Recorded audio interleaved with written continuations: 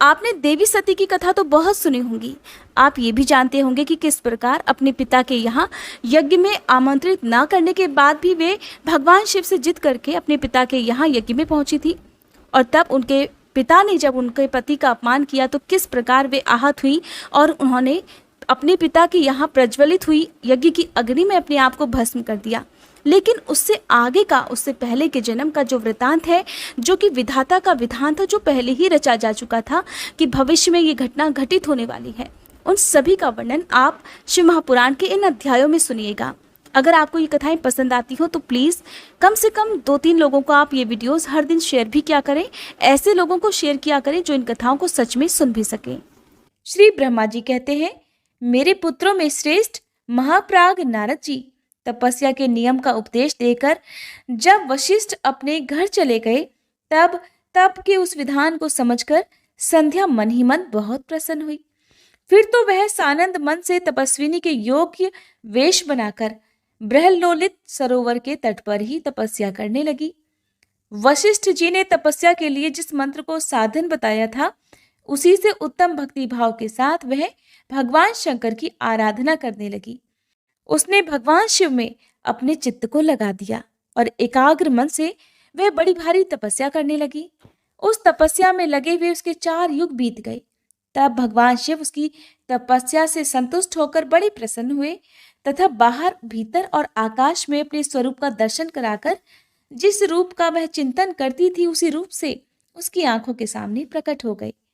उसने मन से जिनका चिंतन किया था, उन्हीं प्रभु शंकर को अपने सामने खड़ा देख वह अत्यंत आनंद में निमग्न हो गई। भगवान का मुखारविंद बड़ा प्रसन्न दिखाई देता था। उनके स्वरूप से शांति बरस रही थी। वह सहसा भयभीत होकर सोचने लगी कि मैं भगवान हर से क्या कहूँ, किस तरह इनकी स्तुति करूं। इसी चिंता में पड़कर उसने अपने दोनों नेत्रों को बंद कर लिया। नेत्र बंद कर लेने पर भगवान शिव उसके हृदय में प्रवेश करके उससे दिव्य ज्ञान देने लगे। दिव्य वाणी और दिव्य दृष्टि उसे प्रदान की। जब उसे दिव्य ज्ञान, दिव्य दृष्टि और दिव्य वाणी प्राप्त हो गई, तब वह बड़ी कठिनाई से ज्ञात होने वाले जगदीश्वर शिव को प्रत्यक्ष देखकर उनकी स्तुति करने लगी।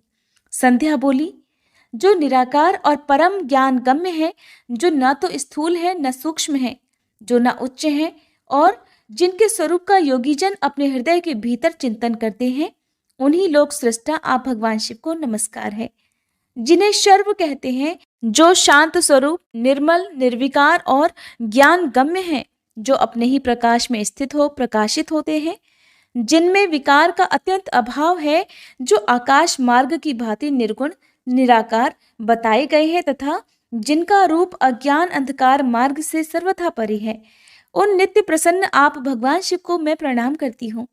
जिनका रूप एक, शुद्ध, बिना माया के प्रकाशमान, सच्चिदानंदमय, सहज, निर्विकार, नित्यानंदमय, सत्य, ऐश्वर्य से युक्त, प्रसन्न तथा लक्ष्मी को देने वाला है, आप उन भगवान शिव को नमस्कार है।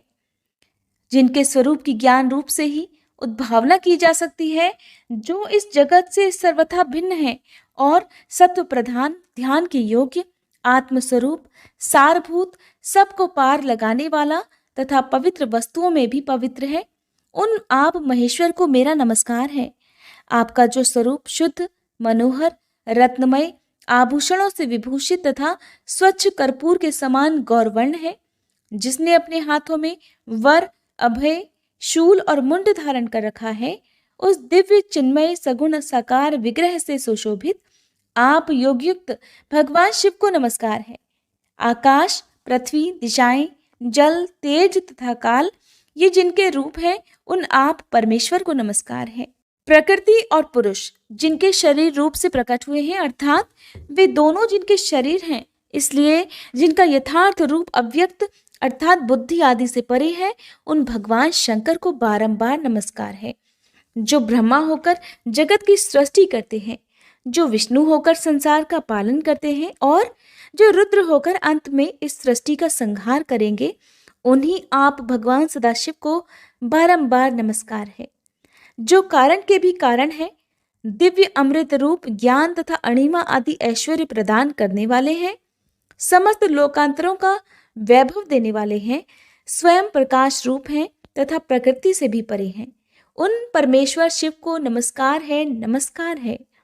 ये जगत जिनसे भिन्न नहीं कहा जाता, जिनके चरणों से पृथ्वी तथा अन्यान्य अंगों से संपूर्ण दिशाएं, सूर्य, चंद्रमा, कामदेव और अन्य देवता प्रकट हुए हैं, जिनकी नाभि से अंतरिक्ष का आविर्भाव हुआ है, उन्हीं आप भगवान शंभु को मेरा नमस्कार है। हे प्रभु, आप ही सबसे उत्कृष्ट परमात्मा हैं। आप ही नाना प्रकार की विद्याएं हैं। आप ही संहार करता है। आप ही सद्ब्रह्म तथा परब्रह्म हैं। आप सदा विचार में तत्पर रहते हैं, जिनका न आदि है, न मध्य है और न अंत ही है, जिनसे सारा जगत उत्पन्न हुआ है तथा जो मन और वाणी के विषय नहीं है, उन महादेव जी की स्तुति मैं कैसे कर सकूंगी। ब्रह्मादि देवता तथा तपस्या के धनी मुनि भी जिनके रूपों का वर्णन नहीं कर सकते, उन्हीं परमेश्वर का वर्णन अथवा स्तवन मैं कैसे कर सकती हूँ।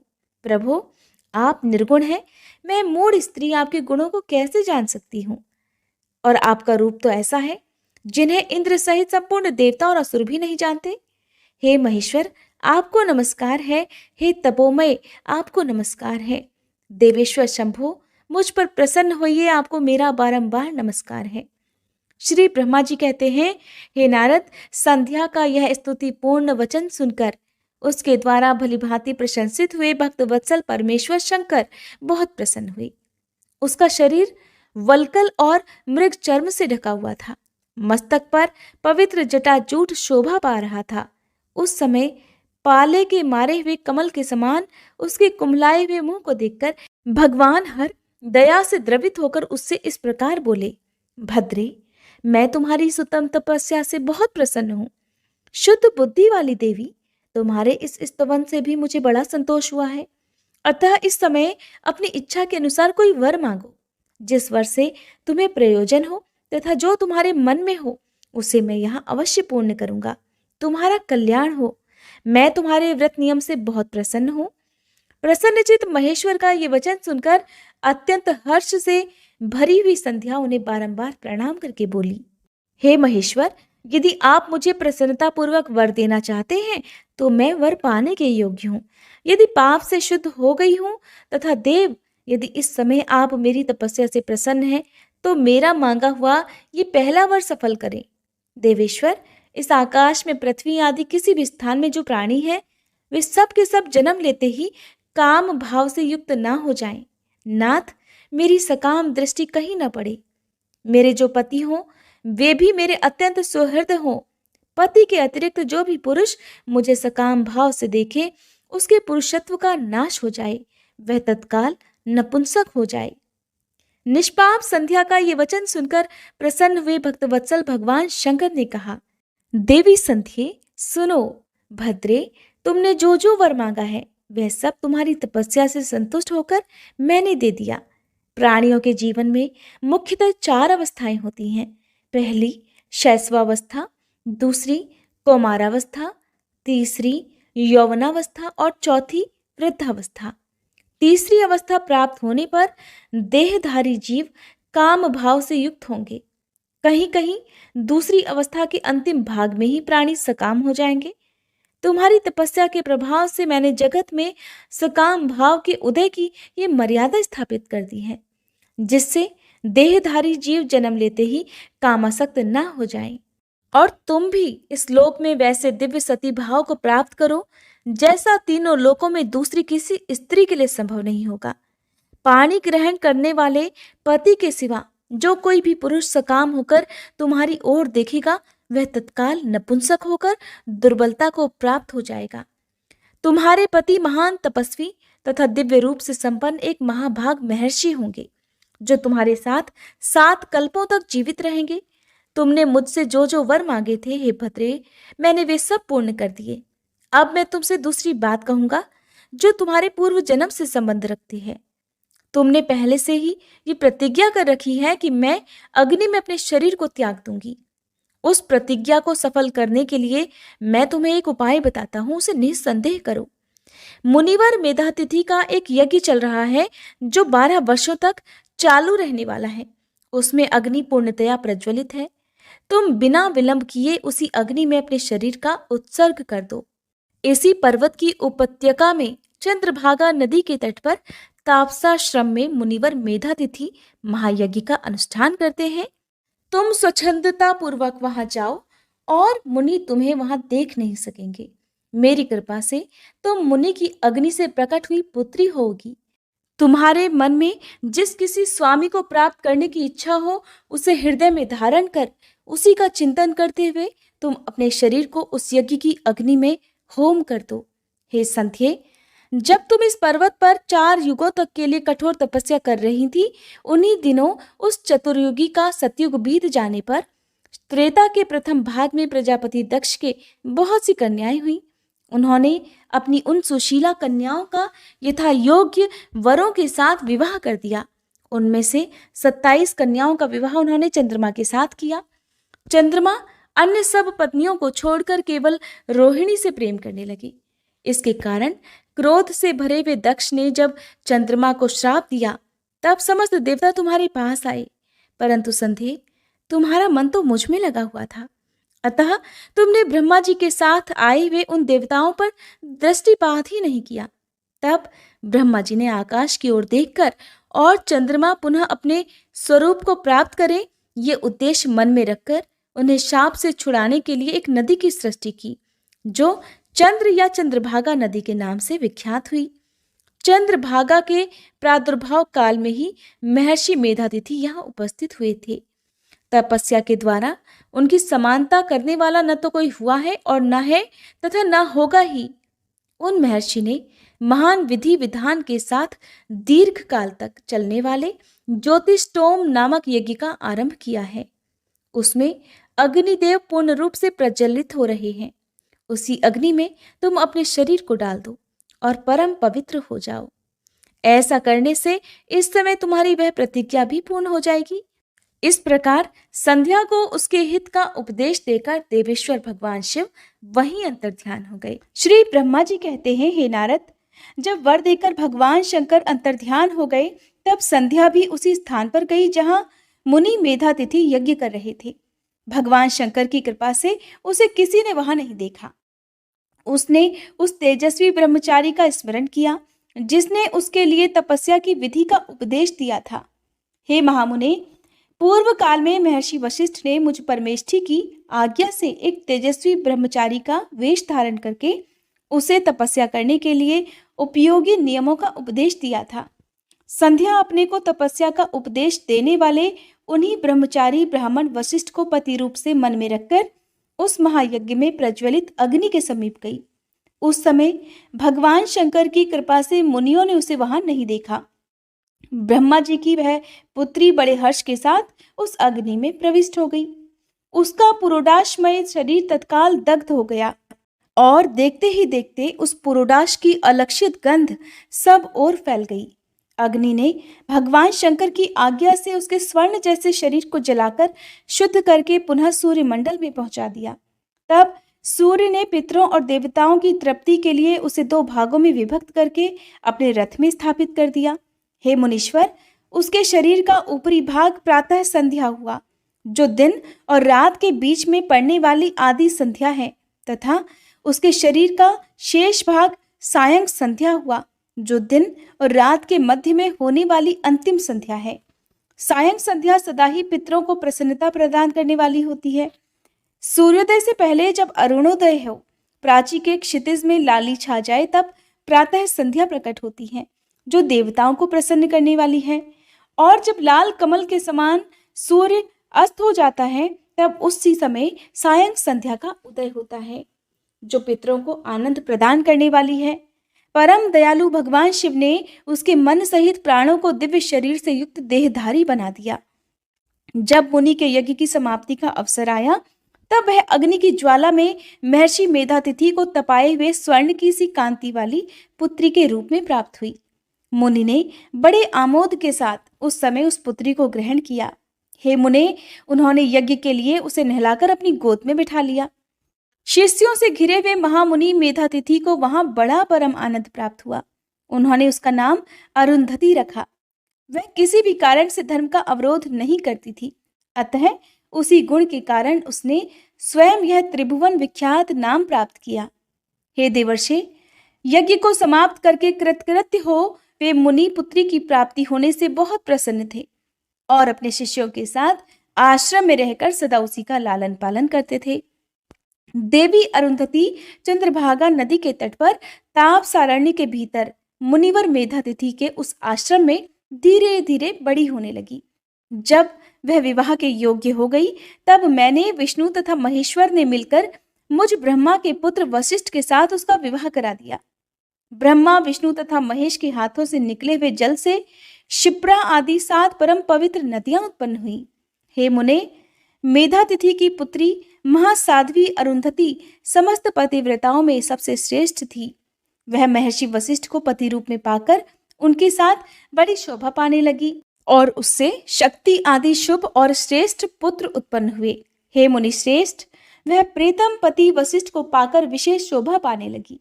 मुनि शिरोमणि, इस प्रकार मैंने तुम्हारे समक्ष संध्या के पवित्र चरित्र का वर्णन किया है, जो समस्त कामनाओं के फलों को देने वाला परम पावन और दिव्य है।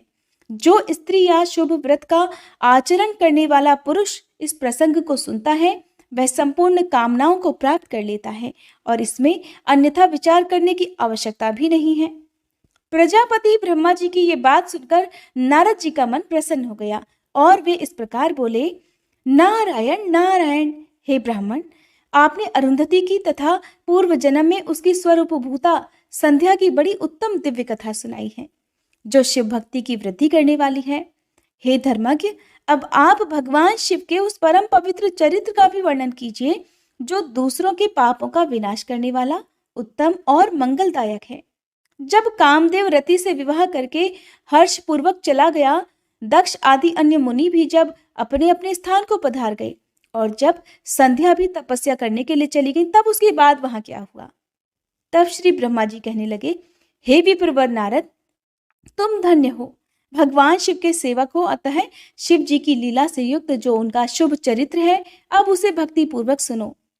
हे तात, पूर्व काल में एक बार जब मैं मोह में पड़ गया, तब भगवान शंकर ने मेरा उपहास किया और तब मुझे बड़ा क्षोभ हुआ था।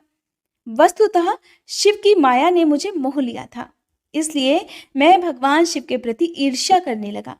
और किस प्रकार, ये बताता हूं, ध्यान से सुनो।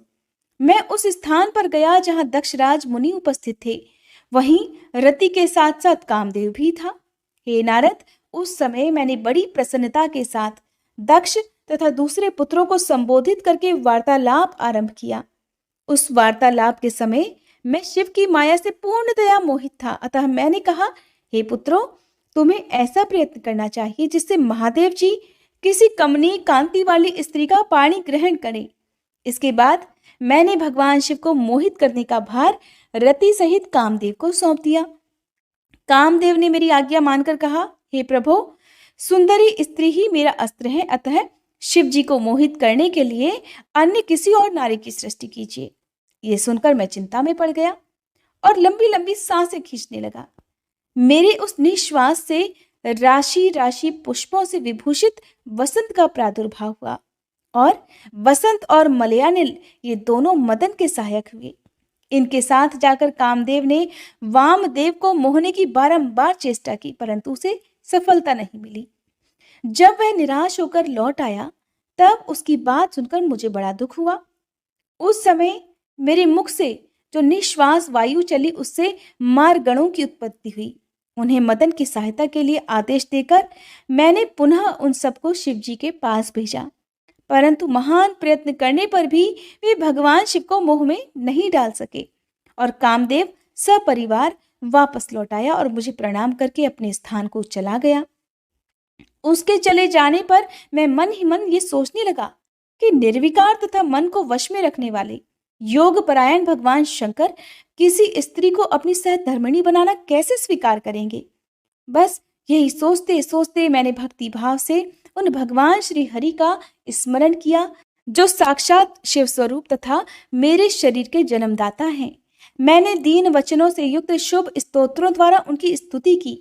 उस स्तुति को सुनकर भगवान शीघ्र ही मेरे सामने प्रकट हो गए। उनके 4 हाथ शोभा पा रहे थे, नेत्र प्रफुल्ल कमल के समान सुंदर थे। उन्होंने हाथों में शंख चक्र गदा और पद्म धारण कर रखे थे। उनके श्याम शरीर पर पीतांबर की बड़ी शोभा हो रही थी। वे भगवान श्री हरि भक्त प्रिय हैं और उन्हें अपने भक्त बहुत ही प्रिय हैं। सबके उत्तम शरणदाता उन श्री हरि को उस रूप में देखकर मेरे नेत्रों से प्रेमाश्रुओं की धारा बह चली और मैं गदगद कंठ से बारंबार उनकी स्तुति करने लगा।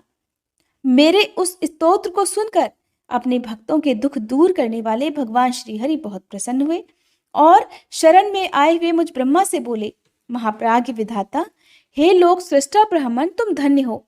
बताओ, तुमने किस लिए आज मेरा स्मरण किया है और किस निमित्त से यह स्तुति की जा रही है?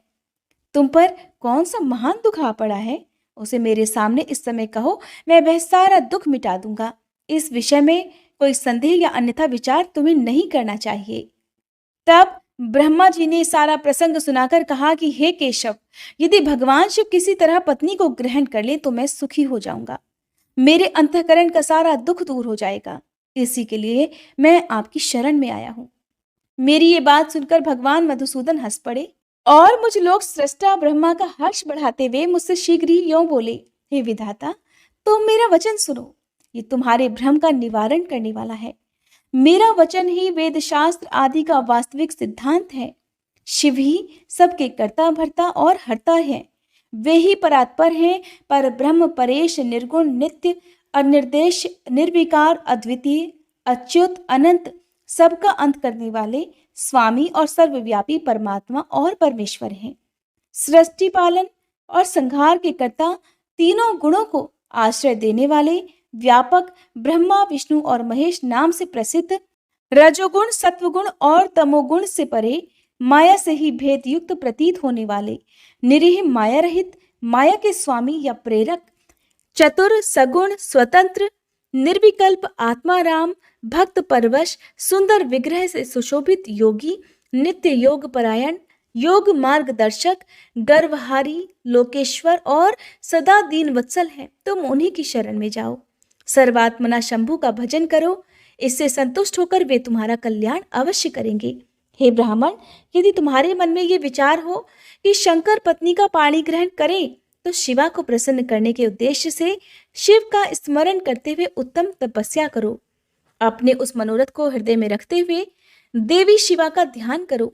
वे देवेश्वरी यदि प्रसन्न हो जाए तो वे सारा कार्य ही सिद्ध कर देंगी। और यदि शिवा सगुण रूप से अवतार ग्रहण करके लोक में किसी की पुत्री हो, मानव शरीर ग्रहण करे, तो वे निश्चय ही महादेव जी की पत्नी हो सकती हैं। हे ब्राह्मण, तुम दक्ष को आज्ञा दो, वे भगवान शिव के लिए पत्नी का उत्पादन करने के निमित्त स्वतः भक्ति भाव से प्रयत्न पूर्वक तपस्या करे। हे तात, शिवा और शिव दोनों को भक्त के अधीन जानना चाहिए। वे निर्गुण पर ब्रह्म स्वरूप होते हुए भी स्वेच्छा से सगुण हो जाते हैं। हे विधे, भगवान शिव की इच्छा से प्रकट हुए हम दोनों ने जब उनसे प्रार्थना की थी, तब पूर्व काल में भगवान शंकर ने जो बात कही थी उसे याद करो। हे ब्राह्मण, अपनी शक्ति से सुंदर लीला विहार करने वाले निर्गुण शिव ने स्वेच्छा से सगुण होकर मुझको और तुमको प्रकट करने के पश्चात तुम्हें तो सृष्टि कार्य करने का आदेश दिया और उमा सहित उन अविनाशी सृष्टिकर्ता प्रभु ने मुझे उस सृष्टि के पालन का कार्य सौंपा था।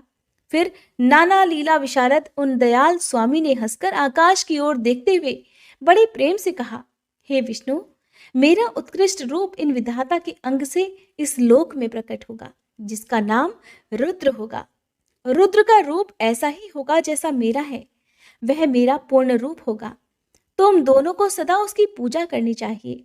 वह तुम दोनों के संपूर्ण मनोरथों को सिद्ध करने वाला होगा। वही जगत का प्रलय करने वाला होगा। वही समस्त गुणों का दृष्टा, निर्विशेष और उत्तम योग का पालक होगा। यद्यपि तीनों देवता मेरे ही रूप हैं, फिर भी विशेषतः रुद्र मेरा पूर्ण रूप होगा। पुत्रों, देवी उमा के भी 3 रूप होंगे। एक रूप का नाम लक्ष्मी होगा, जो इन श्री हरि की पत्नी होंगी। दूसरा रूप ब्रह्म पत्नी सरस्वती है। तीसरा रूप सती के नाम से प्रसिद्ध होगा। सती उमा का पूर्ण रूप होंगी और वे ही भावी रुद्र की पत्नी होंगी।